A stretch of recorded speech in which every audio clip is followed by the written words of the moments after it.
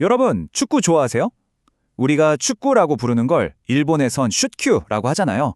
근데 참 신기한 게 둘 다 똑같이 찰축이라는 한자를 쓴다는 거예요.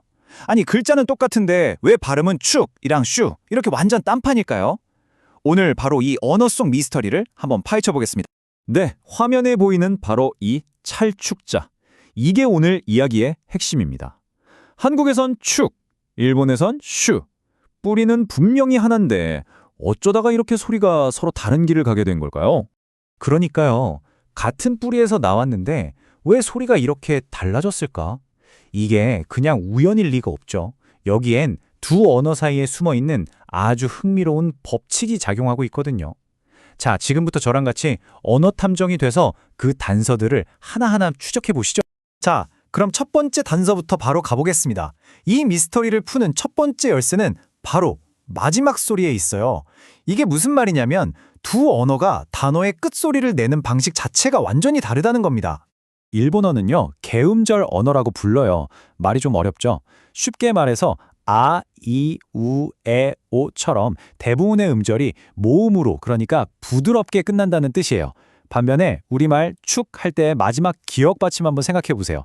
입안에서 공기를 윽 하고 딱 막아버리잖아요. 문을 쾅 닫는 느낌이죠. 일본어의 소리 시스템에서는 이렇게 딱딱하게 끝나는 자음 받침을 발음하는 걸 굉장히 어색해하고 또 어려워합니다. 자, 그럼 소리가 어떻게 변하는지 한번 시뮬레이션을 해볼까요? 먼저 한국어 축에서 출발합니다.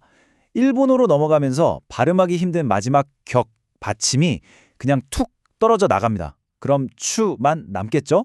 근데 그냥 이렇게 소리를 없애버리면 뭔가 허전하잖아요. 원래 있던 정보가 사라진 거니까요.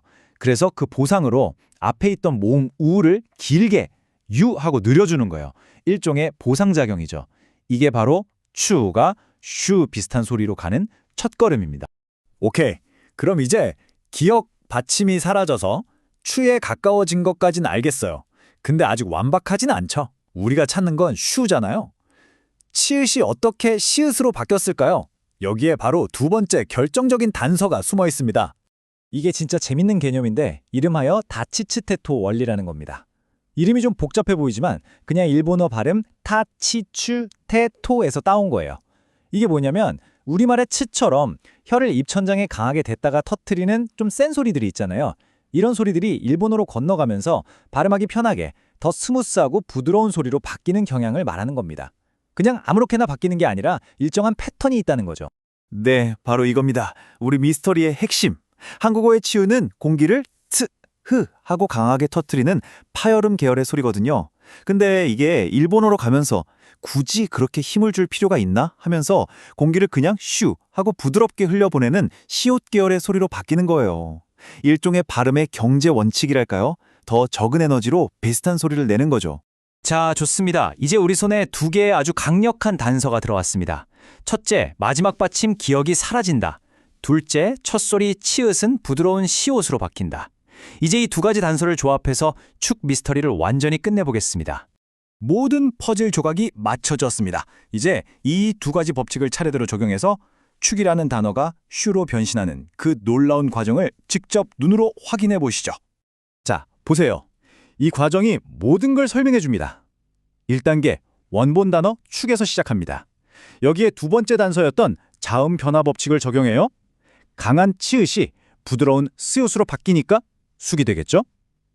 그 다음 첫 번째 단서, 받침 기역이 발음하기 어려워서 탈락합니다. 그럼 숙에서 수가 되죠. 그리고 마지막, 사라진 받침 소리를 보상해주기 위해 모음 우가 길어지면서 짜잔!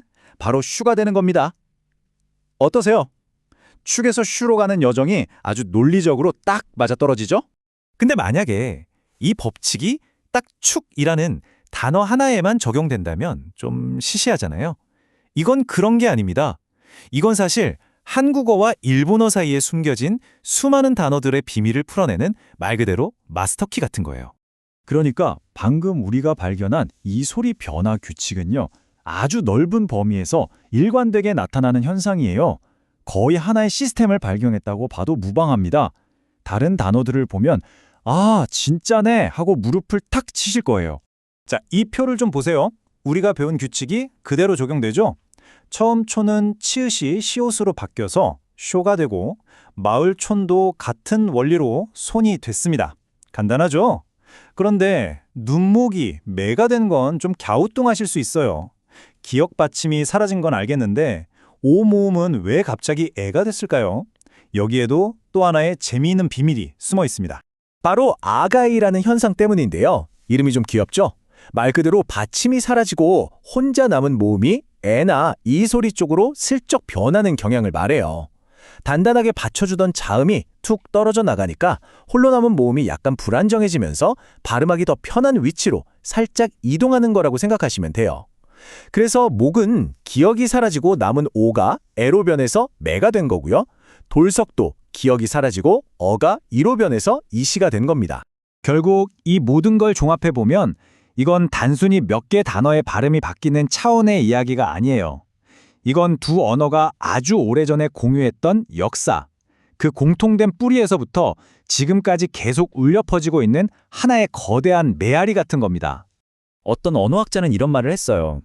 두 언어의 진짜 뿌리를 찾고 싶으면 치다, 던지다, 달리다 같은 가장 기본적인 동사들을 봐라. 왜냐하면 이런 단어들이야말로 수천 년의 시간 속에서도 잘 변하지 않고 살아남은 말 그대로 살아있는 화석 같은 존재들이기 때문이죠. 자, 마지막으로 정말 강력한 증거를 하나 더 보여드릴게요. 우리 몸의 일부인 발입니다. 한국어로는 발, 일본어로는 아시라고 하죠. 전혀 달라 보이지만 우리가 배운 법칙을 적용해 볼 수 있어요.